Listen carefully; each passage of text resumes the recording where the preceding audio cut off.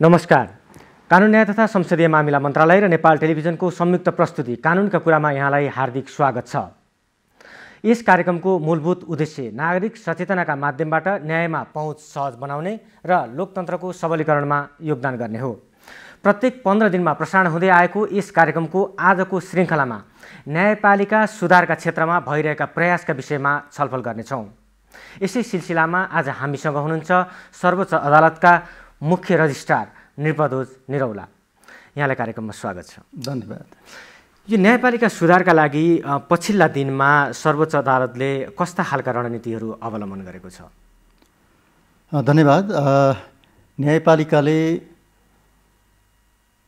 न्यायपालिका सुधारको योजनाबद्ध विकासको प्रारम्भ 2061 सालबाट सुरु गरेको हो। अहिले हामी चौथो रणनीतिक योजनामा छौँ। चौथो रणनीतिक योजनाको यो दोस्रो वर्ष हो। रणनीतिक योजनाले तय गरेका कुराहरूको जगमा नै हाम्रा न्यायपालिकाका सुधारका प्रयासहरू रहने हुन् र चौथो पञ्चवर्षीय रणनीतिक योजनाले जुन रणनीति, लक्ष्यहरू, क्रियाकलापहरू तय भएको छ त्यही जगमा हाम्रा सुधारका प्रयासहरू अगाडि बढ्ने हुन्, बढिरहेका छन्। जस्तो 61 सालदेखि चाहिँ हामीले यो रणनीतिक योजनाहरू बनाउन थाल्यो र अहिले हामी चौथो पञ्चवर्षीय योजनामा छौँ र यो पनि 1 वर्ष भयो यो कार्यान्वयन हुन थालेको। अब यो बिचमा हामीले चाहिँ त्यो खास कस्ता खालका चाहिँ योजनाहरू छन्? यो चौथो रणनीतिक योजनामा चाहिँ हामीले के मुख्य विषयलाई समेटेका छौँ? मूलतः योजना हामी चौथो योजनामा आएका छौँ। चौथो योजना भनेको तेस्रो योजनाको निरन्तरता पनि हो र नयाँ सन्दर्भ र परिवेश अनुसार केही नयाँ कुराहरू थप भएका छन्, केही परिमार्जन भएका छन्। त्यसकारणले गर्दाखेरि तेस्रो योजनामा राखिएका कुराहरू मूलभूत रूपमा ती रहेका छन्। कार्य सम्पन्न भइसकेका कुराहरू रहेका छैनन्।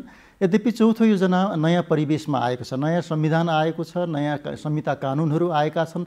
त्यस सन्दर्भमा केही नयाँ सन्दर्भहरू छन्, त्यसलाई पनि यो चौथो योजनामा समावेश गरिएको छ। र न्यायपालिकाको चौथो पञ्चवर्षीय रणनीतिक योजनामा खास गरी 5वटा लक्ष्यहरू राखिएको छ। अदालतको मूल काम न्याय सम्पादन नै हो। त्यसकारणले छिटो छरितो रूपमा, गुणस्तरीय रूपमा न्याय सम्पादन गर्ने पहिलो लक्ष्य राखिएको छ। त्यसै गरी न्यायमा पहुँच अभिवृद्धिको कुरा पनि हाम्रो अर्को लक्ष्य छ। त्यसै गरी अहिले नयाँ कुरा, तेस्रो योजनामा नभएको कुरा हामीले न्यायिक सुशासनको प्रवर्धन भनेर राखेका छौँ। न्यायिक सुशासनको प्रवर्धनको अतिरिक्त हामीले अरू थप कुराहरू अदालत व्यवस्थापनको सुदृढीकरण गरेपछि मात्रै यो छिटो छरितो न्याय सम्पादनमा सहयोग पुग्छ भन्ने हिसाबले राखेका छौँ।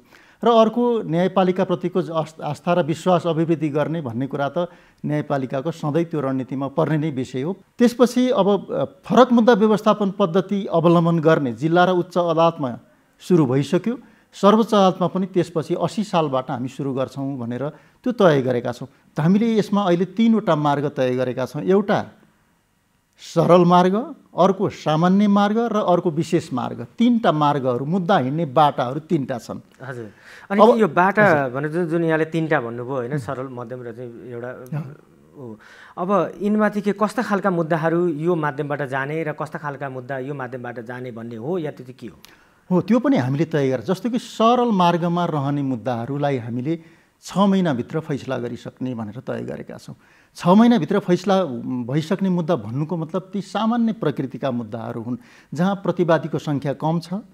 त्यसपछि मुद्दाको प्रकृति हेरेर धेरै चाहिँ प्रमाण बुझिरहनु पर्ने खालका मुद्दाहरू हुँदैनन्। 6 महिनाभित्र फैसला गरिसक्ने प्रकृतिका मुद्दाहरू सरल मार्गमा रहन्छन्। त्यसै गरी अलिकति बढी प्रतिवादी भएका मुद्दाहरू, अलिक कम भनौँ न प्रमाण बुझ्न पर्ने, अरू थप बुझ्न पर्ने देखिएका, प्रारम्भमा नै त्यस्ता देखिएका मुद्दाहरू चाहिँ सामान्य मार्गमा जान्छन्। जुन सामान्य मार्गमा जाने मुद्दा हामीले तय गरेका छौँ, हामीले वेबसाइटमा राखेका छौँ। सामान्य मार्गमा जाने मुद्दाहरू हामी 12 महिनाभित्र फर्चोट गरिसक्छौँ भनेर त्यो परिकल्पना गरेर त्यसका आधारहरू तय गरेका छौँ र त्यस आधारमा त्यो मुद्दाले आफ्नो बाटो लिन्छ, आफ्नो गति लिन्छ।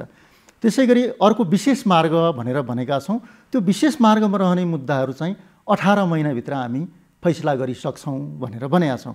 विशेष मार्गमा रहने मुद्दाहरूमा चाहिँ अलिकति कम्प्लेक्सिटी हुन सक्दछ। लगाउका मुद्दाहरू, 1 भन्दा बढी मुद्दाहरू, प्रतिवादीहरू पनि अब 10 भन्दा बढी प्रतिवादी सङ्ख्या भएका मुद्दाहरू, यस्ता मुद्दाहरू चाहिँ विशेष मार्गमा जहाँ चाहिँ प्रमाणको मूल्याङ्कन गर्ने बुझ्ने कुराहरूले धेरै समय लाग्ने, प्रतिवादी झिकाउनु पर्ने कुराहरूले समय लाग्ने, लगाउ भएका र एकभन्दा बढी मुद्दाहरू त्यसमा अन्तर सम्बन्धित भएका यस्ता मुद्दाहरूलाई चाहिँ हामीले विशेष मार्ग समूहमा रहने भनेर गरेका छौँ र विशेष मार्ग समूहमा रहने मुद्दा पनि हामीले 18 महिनाभित्र फैसला गरिसक्छौँ जिल्ला र उच्च अदालतहरूमा भनेर तय गरेका छौँ। यो योजना लागू गऱ्यौँ 2061 सालदेखि। त्यति बेला चाहिँ समग्र सबै देशभरिका अदालतमा जम्मा 1,10,102वटा मुद्दा थिए।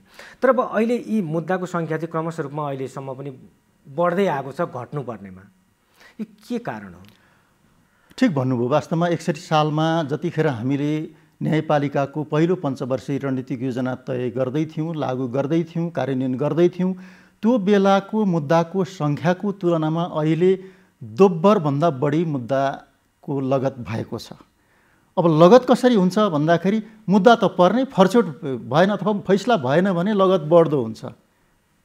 तर यहाँ तथ्याङ्क हेर्दा के देखिएको छ भन्दाखेरि त्यतिखेर 61 सालमा नयाँ दर्ता मुद्दा जति थियो अहिले त्यसको दोब्बरभन्दा बढी नयाँ दर्ता भएको छ। फैसला हेर्दाखेरि जति त्यतिखेर फैसला हुन्थ्यो त्योभन्दा दोब्बरभन्दा बढी फैसला भएको पनि देखिन्छ। जनशक्ति बढेको छैन, होइन? न्यायाधीश सङ्ख्या सर्वोच्च अदालतमा उच्च अदालतमा हेर्दाखेरि ठुलो सङ्ख्यामा बढेको छैन। सर्वोच्च अदालतमा त अझ घटेको अवस्था छ, जिल्ला अदालतहरूमा केही बढेको छ भन्दाखेरि त्यतिखेरको तथ्याङ्क र अहिलेको तथ्याङ्क हेर्दाखेरि मुद्दा दोब्बरभन्दा बढी भएको छ। त्यो अनुसार फैसला पनि भएको छ। किन बढ्यो त मुद्दा भन्दाखेरि अदालतका लागि मुद्दा बढ्नु भनेको कम्तीमा भनौँ न जनताले अदालतप्रतिको विश्वास गरेको भन्ने पनि हो।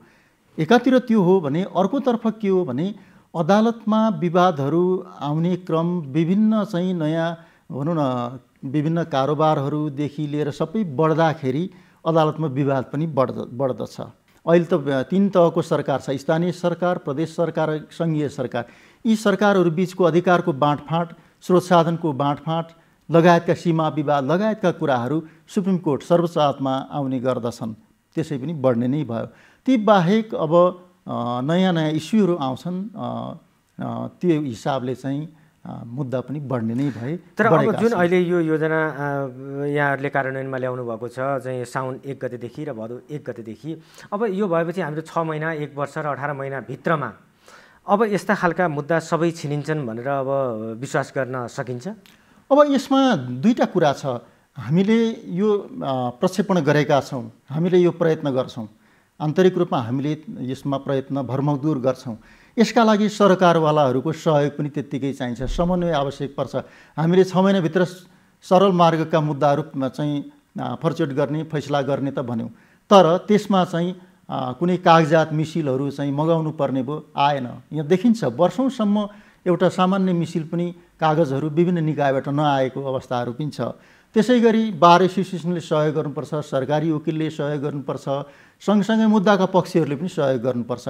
कानुनले तय गरिदिएको छ यति समयभित्र मुद्दा फर्चोट गर्ने गरी कानुनले नै एउटा तय गरिदिएको छ। खालि यसलाई हामीले योजना मार्फत फेसिलिटेटसम्म गरेको मात्रै हो। त्यस कारणले गर्दाखेरि मुद्दा फर्चोट हुनसक्छ। हजुर, मुख्य रजिस्ट्रारज्यू, जस्तो अब यो न्यायमा सहज पहुँच पुगेन भन्ने गुनासो पनि पटक पटक आउने गरेको सुनिन्छ। अहिले खास सहज रूपमा न्याय पाउनका लागि कस्तो खालको व्यवस्था गरिएको छ? अब यसलाई न्यायमा पहुँचको कुरालाई दुईटा पाटोबाट हेर्नुपर्छ भन्ने मलाई लाग्छ। एउटा पाटो अदालतसम्म आइपुग्ने पाटो पक्ष र अदालतभित्र आइसकेपछिको अवस्था। अब अदालतसम्म आइपुग्ने वातावरणको सिर्जना गर्नुपर्ने, त्यहाँसम्म रहेका ब्यारियर हटाउनु पर्ने कुरा एकातिर छ, त्यो राज्यका अरू निकायहरूले गरिदिनु पर्ने कुरा हो। खास गरी सरकारी संयन्त्रहरूले, सरकारका चाहिँ एजेन्सीहरूले गर्ने कुराहरू हुन्। अदालतमा मुद्दा लिएर आइसकेपछि बिना भेदभाव समान व्यवहार गर्ने, कतिलाई त विशेष व्यवहार पनि गर्नुपर्छ। उदाहरणको लागि ज्येष्ठ नागरिक, होइन, अशक्त, होइन, अपाङ्ग, महिला, यस्ता वर्गहरूलाई हामीले विशेष व्यवहार पनि गर्नु, पीडितहरू हुन्छन् त्यसलाई विशेष व्यवहार पनि गर्नुपर्ने हुन्छ भन्दाखेरि अदालतसम्म आइपुग्ने अवस्थामा एउटा पाटो भयो न्यायमा पहुँचको। अर्को अदालतभित्र आइसकेपछि, जस्तो कि अदालतमा आयो, अदालती शुल्क लाग्छ, शुल्क तिर्न सक्दिनँ, छैन म त गरिब छु, गर्ने के, लेख्न चाहिँ आउँदैन र कानुन व्यवसायीलाई तिर्ने शुल्क पनि छैन। अब के गर्ने त? त्यसको प्रबन्ध छ।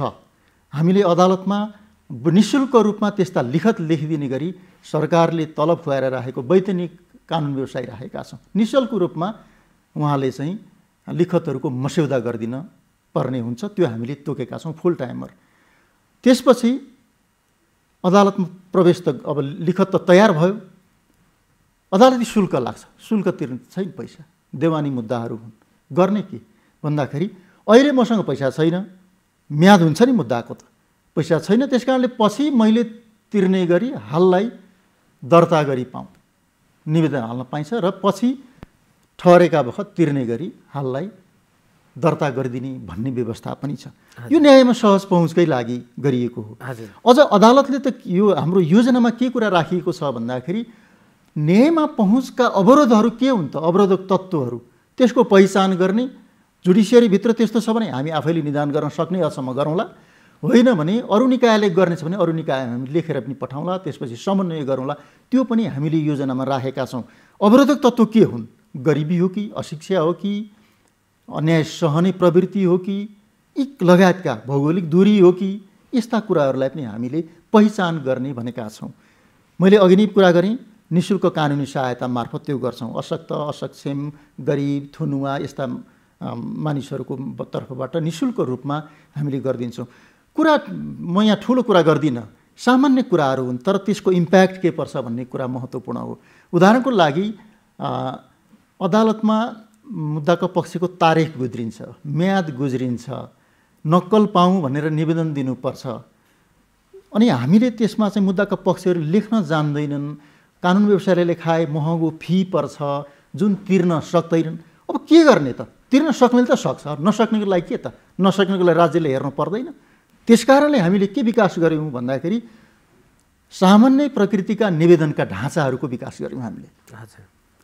जस्तो कि गुज्रेको तारिख थामी पाऊँ ढाँचा बनाइदियौँ हामीले वेबसाइटमा राखेका छौँ र त्यो निःशुल्क रूपमा हाम्रो कर्मचारीले भरिदिन्छ। उहाँहरूले चाहिँ मुद्दाका पक्षहरू जो अशक्त, असक्षम, सक्षमका लागि त आफैले पैसा तिर्छन् गर्छन्, असक्षम, अशक्त भनौँ न नसक्ने गरिबहरूको लागि यो व्यवस्था हो र हाम्रो कर्मचारीले पनि भरेर चाहिँ प्रिन्ट गरेर छाप लाउनुहोस् जानुहोस् भनेर गर्न सक्नुहुन्छ। अर्को वैधानिक कानुन व्यवसायी जुन हामीले फुल टाइम रूपमा अदालतमा राखेका छौँ, प्रत्येक अदालतमा छ, उहाँले निःशुल्क रूपमा भरिदिने व्यवस्था हो।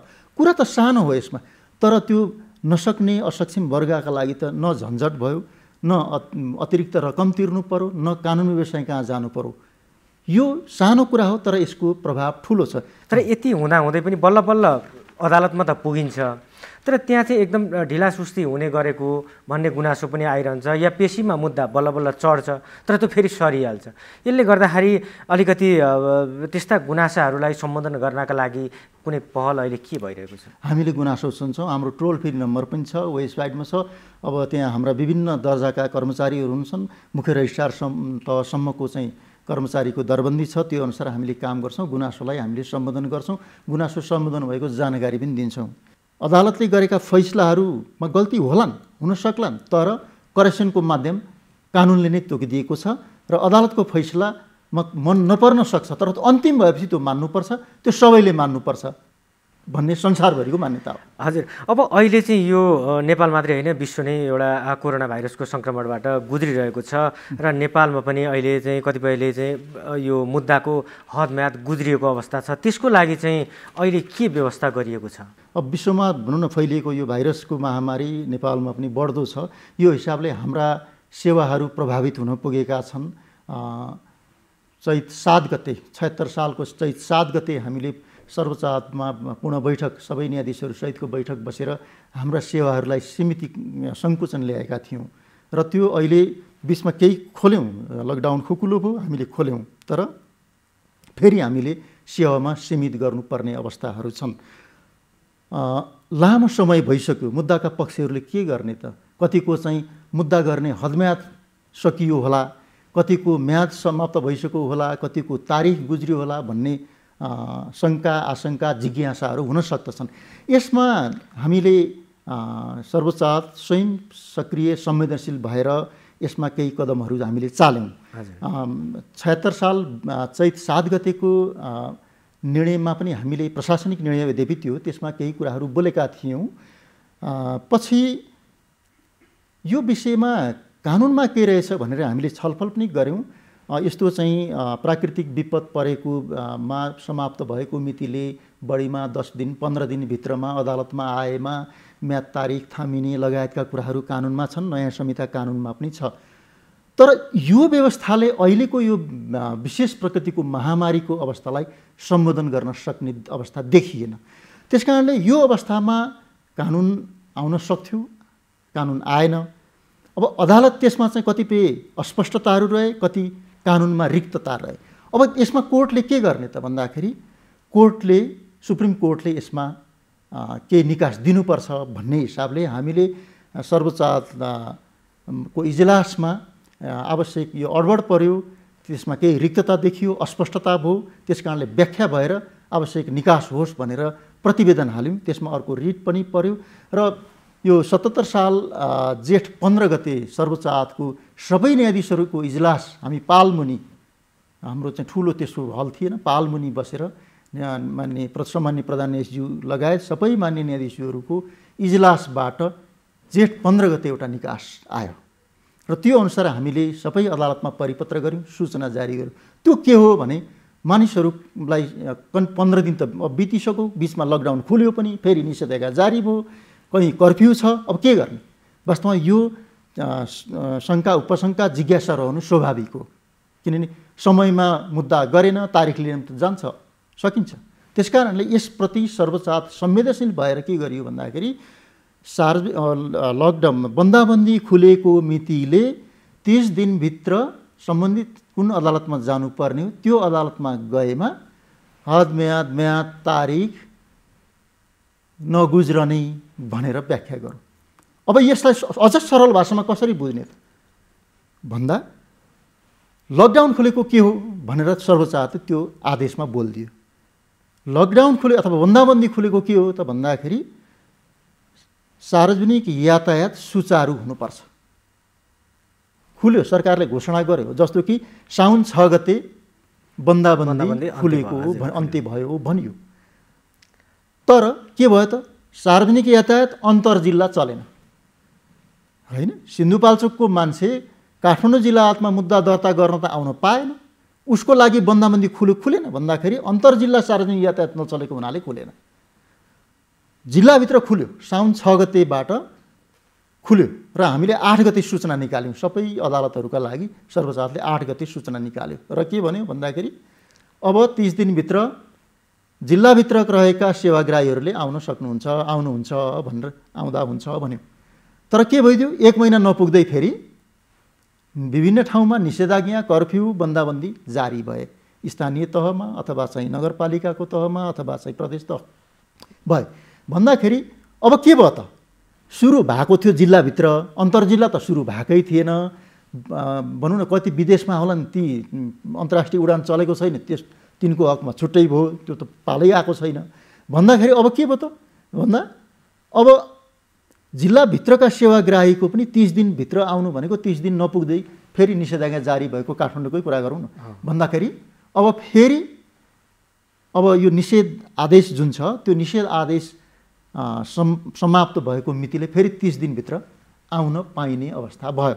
भन्दाखेरि यो किन गरियो त भन्दाखेरि सेवाग्राहीको हितको लागि। अहिले लामो समयसम्म यो महामारीको चपेटामा परेको मानिसहरूको वास्तवमा मानसिक रूपमा मान्छे तनावमा छन्, होइन? अदालतमा आउँदाखेरि मुद्दा दर्ता गर्न आउँदाखेरि अदालती शुल्क तिर्नुपर्छ। अघि मैले कोर्ट फीको कुरा गरेँ, त्यो सबैलाई होइन, जसले तिर्न सक्दैन त्यसको लागि हो, होइन? भन्दाखेरि यो हिसाबले चाहिँ हामीले सेवाग्राहीको हितलाई ध्यानमा राखेर कानुनमा रहेको अस्पष्टता र रहेको रिक्तता पूर्ति गर्नको लागि सर्वोच्च अदालतले यो व्याख्या गरिदिएको छ र अदालतले गर्छ। यस्तो कानुनमा अस्पष्टता छ, रिक्तता छ भने यस्तै बेलामा गर्ने हो र सुप्रिम कोर्टको चाहिँ 19 जनाको चाहिँ इजलासले यो व्याख्या गरिदियो।